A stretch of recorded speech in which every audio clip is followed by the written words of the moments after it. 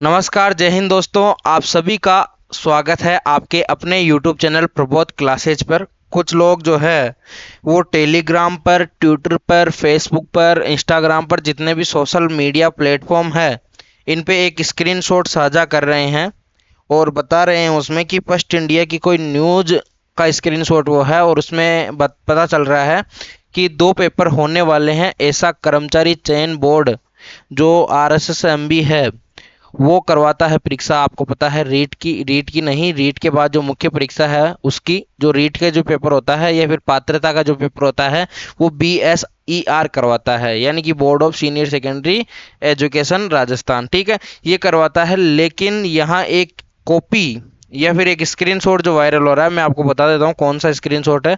ये कुछ एक स्क्रीनशॉट है जो कि बार बार हर एक चैनल पर आ रहा है कि रीट अभ्यर्थियों के लिए कर्मचारी चयन बोर्ड की ओर से जानकारी दी हुई है। इसमें कहा गया है कि रीट जो परीक्षा है उसके 2 पेपर होंगे। अभी जो ये लिखने वाले हैं उनको यही नहीं पता कि जो रीट होती है उनके कोई 2 पेपर नहीं होते हैं और शुरू से नहीं होते आए हैं। कभी भी 2 पेपर रीट के हुए ही नहीं हैं। जो लिखता है उसको इसकी नॉलेज भी नहीं है कहीं ना कहीं, क्योंकि रीट का एक ही पेपर होता है। रीट का मतलब ये होता है कि आपके जो एलिजिबिलिटी टेस्ट है, आपके जो राजस्थान का एलिजिबिलिटी टेस्ट है, उसका मतलब होता है कि टीचर के लिए जो 6 से 8 या फिर 1 से 8 के लिए एक एलिजिबिलिटी टेस्ट होता है वो है, तो उसी को रीट बोलते हैं। लेकिन ये क्या लिख रहे हैं, जबकि जो तृतीय श्रेणी परीक्षा होती है उसका एक ही पेपर होना है। पहले जो है पात्रता के क्रमांक, यहाँ पे जो पात्रता के क्रमांक आते थे भाई, किसी के यहाँ पे 150 नंबर का पेपर होता है। मैं अगले पृष्ठ पे ले लेता हूँ। भाई जो रीट होती है ये पात्रता परीक्षा है और ये पात्रता परीक्षा में 150 नंबर का पेपर होता है। इसमें सभी प्रकार के सब्जेक्ट आते हैं, चाहे वो आपके 2 प्रकार की लैंग्वेज हो, इसमें आपकी मनोविज्ञान हो, इसमें आपकी शिक्षण विद्या हो, आपकी सब्जेक्ट हो, इससे रिलेटेड इसमें प्रश्न पूछे जाते हैं। और सभी के जो प्रश्न होते हैं वो 30-30 के अनुपात में पूछे जाते हैं। ठीक है, लेकिन ये एक केवल और केवल पात्रता परीक्षा और शुरुआत से ही होती आई है। ठीक है, इसको टेट भी बोलते हैं, टेट भी बोलते हैं। तो अगर राजस्थान की है तो इसको रीट बोलते हैं। ठीक है, अब देखो इसके अलावा पिछले बार क्या हुआ था, जो रीट हुई थी उसके बिहाज पे आपको जो है, पहले तो क्या होता था भाई, इसमें से 150 में से जिसके, जैसे मान लो किसी के 130 नंबर आ गए तो इसके हिसाब से मेरिट बन जाएगी। और मेरिट बनने के जो जितने पद होंगे, मेरिट में जितने जितने लोग आएंगे उसके हिसाब से आपके जो है नियुक्तियां मिल जाती थी। लेकिन आजकल जो पिछली बार जो हुआ था अशोक गहलोत के टाइम, उन्होंने क्या कहा, भाई जो रीट होगी उसके बाद हम एक और परीक्षा करवाएंगे। परीक्षा किसकी करवाएंगे? 3rd ग्रेड की। हालांकि 3rd ग्रेड की जो परीक्षा है वो पहली बार ही नहीं हुई है, उससे पहले भी होती थी, उसी अशोक गहलोत के टाइम में होती थी। फिर वसुंधरा राजे सिंधिया आई, फिर उन्होंने एक पेपर कर दिया, ऐसा कुछ हुआ था। देखो जो रीट हुई, रीट के साथ उन्होंने 3rd ग्रेड का एक एग्जाम करवाया और इसके बिहार पे, ये तो सिर्फ पात्रता रह गई, क्या रह गई, ये तो पात्रता रह गई, और इसके बिहार पे इन्होंने क्या करवा दिया, 3rd ग्रेड और करवा दिया। ठीक है, तो रीट एक ही होगा एग्जाम, ऐसे मत सोचना कि भाई रीट के भी 2 एग्जाम होंगे। रीट का तो एक ही एग्जाम होगा, वो पात्रता का। अब आपकी अगर पात्रता क्लियर है तो हो सकता है आपको पात्रता नहीं देना पड़े, लेकिन जिसकी पात्रता क्लियर नहीं होगी उसे तो क्या देना पड़ेगा, रीट देना पड़ेगा। ठीक है, साथ में अभी कुछ दिनों पहले मदन दिलावर जी का बयान आया था और मैंने उस पर वीडियो भी बनाया था। ज़्यादा लंबी हम लोग बातचीत नहीं करेंगे, टेंशन मत लो। तो जो बयान आया था उसमें उन्होंने बोला था, भाई देखो रीट को हम लोग जल्दी से जल्दी, या फिर जो 3rd ग्रेड की जो भर्ती है उसको जल्दी जल्दी करवाने वाले हैं, क्योंकि जो शिक्षकों की जो नियुक्तियां हैं वो यहाँ कहीं ना कहीं प्रभावित हो रही है। क्यों प्रभावित हो रही है? क्योंकि जो टीचर्स है वो मिल नहीं पा रहे हैं जल्दी से, है ना। तो उसके बिहार पे इन्होंने एक पेपर की, उन्होंने बताया था भाई एक पेपर हो सकता है। ठीक है, पहली बात ये। अब देखो उसके बाद अभी कर्मचारी चयन बोर्ड के पास कोई अधिकार नहीं है कि वो 3rd ग्रेड को 2 पेपर में करवाएं। ठीक है, ऐसा कोई उनके पास तो अधिकार है ही नहीं। लेकिन हो सकता है कि वो 3rd ग्रेड करवाएं। तो अगर वो 3rd ग्रेड करवाते हैं तो 2 पेपर हो गए, दो पेपर कैसे हो गए, आपको पहले पात्रता देनी पड़ेगी, अगर आपकी क्लियर है बिल्कुल टेंशन मत लीजिए, देनी नहीं पड़ेगी।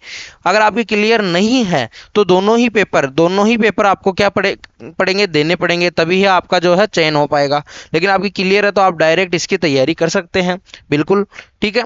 अब देखो, पात्रता हर बार करवानी आवश्यक है, क्योंकि हर साल नए बच्चे, जैसे कोई बीएसटीसी पास करता है तो कोई बीएड पास करता है, तो उनको भी मौका मिले, इसके लिए एक बड़ी भर्ती से पहले रीट की पात्रता तो होनी आवश्यक है। तो पात्रता तो कहीं ना कहीं होगी, अब वो चाहे इसके नंबर पे, ठीक है, इनके नंबरों पे, भाई आपके अगर 130 या 140 100 जो भी नंबर आ रहे हैं एक्स वाई जेड, तो उनके बिहार पे अगर आपका चयन हो रहा हो, या फिर ऐसा हो कि पात्रता के नंबरों पे ही चयन कर लें, तो फिर तो कोई दिक्कत ही नहीं है। लेकिन पात्रता होने के बाद ग्रेड थर्ड होगी तो दो पेपर मान सकते हैं ना, दो पेपर, भाई ये तो कौन करवाएगा, BSER कराएगा, ठीक है, ये करवाएगा, तो BSER करवाएगा। उसके बाद थर्ड ग्रेड अगर कर्मचारी चयन बोर्ड करवाने की सोच रहा है तो उनकी बात कहीं ना कहीं सही है कि दो पेपर होंगे, ठीक है। तो आपको पूरी बात समझ में आई होगी, ठीक है। जो जो जिस स्क्रीनशॉट की मैं बात कर रहा हूं, तो लिखने वाले ने बिल्कुल गलत यहाँ पे लिखा है।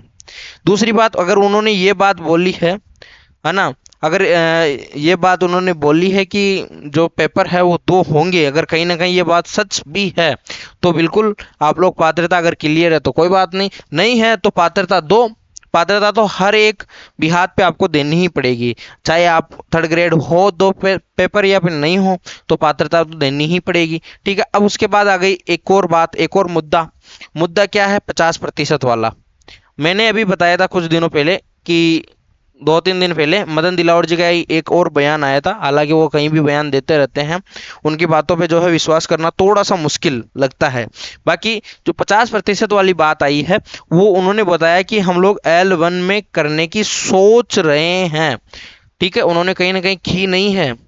देखो, घोषणा में और पारित करवाने में रात दिन का फर्क है, जिस हिसाब से इनका क्या हो रहा है, विरोध हो रहा है ना, मुझे नहीं लगता कि ये हो पाएगा। हो सकता है इनको कुछ ना कुछ और अपॉर्चुनिटी दे के आगे कर दें, और ये कहीं ना कहीं विरोध मेरी नज़र में थोड़ा बहुत सही है, ठीक है। क्योंकि जिस हिसाब से जैसे लेवल फर्स्ट में जो महिलाएं हैं, अगर उनको इस प्रकार से दी जाएगी तो फिर वो कम मार्क्स में भी अगर वो सिलेक्शन ले पाएगी, तो उससे जो है इसकी योग्यता या फिर इसकी वस्तुनिष्ठता पर जो है आरोप लगेंगे। क्यों लगेंगे भाई, एक कहीं ना कहीं कम नंबरों वाली भी अगर महिला चयन हो रही है, देखो ऐसा होना चाहिए कि कंपटीशन टाइप होना चाहिए भाई, कंपटीशन ऐसा होना चाहिए जिसमें जो उस परीक्षा की वस्तुनिष्ठता है वो बनी रहे, उसकी जो वैधता है वो बनी रहे, उसकी सब कुछ जितने भी प्रकार के आयाम हैं, जितने पैरामीटर्स है, उन पैरामीटर्स पर वो खरी उतरे, तब जाके हमारा जो है एक परीक्षा करवाने का, यानी अगर ऐसे ही करवाना है 50% में, तो फिर किसी को भी नौकरी दे दो, कोई दिक्कत नहीं भाई, महिला है, मातृत्व की भावना अगर जगानी है बच्चों में तो ठीक है। क्यों भाई, पिता जो है पुरुष में इस प्रकार की कोई भावना नहीं होती क्या पुरुष हीन भावना से ग्रसित होता है क्या, ऐसा कुछ नहीं है। जो भी आजकल के युवा, मैं पहले वालों टीचर्स की नहीं बोल रहा हूँ, आजकल के जितने भी युवा अगर जॉब लग रहे हैं तो कहीं ना कहीं वो जो है अपनी मेहनत से लग रहे हैं, उनको मेहनत का पता है, लेकिन जो पेपर लीक करके लग रहे हैं उनका तो इलाज हो ही रहा है। तो ये कुछ बातें थी जो मुझे करनी थी आपके साथ। कुछ एक और बात मैं आपको बताना चाहूँगा कि हम लोग C-TET के लिए तैयारी करवा रहे हैं। C-TET की जनरल साइंस के लिए जो है हम लोग करने वाले हैं कुछ ना कुछ, तो 7 तारीख से पहले पहले हम लोग लगभग सिलेबस को कवर करने की कोशिश करेंगे।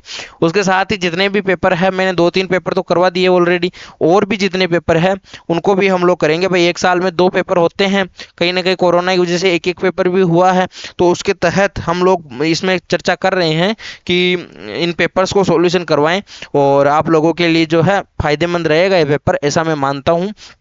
तो मिलते हैं किसी और अन्य वार्ता के साथ, तब तक के लिए राम राम साथ, शुभ दिन, जय हिंद, जय भारत।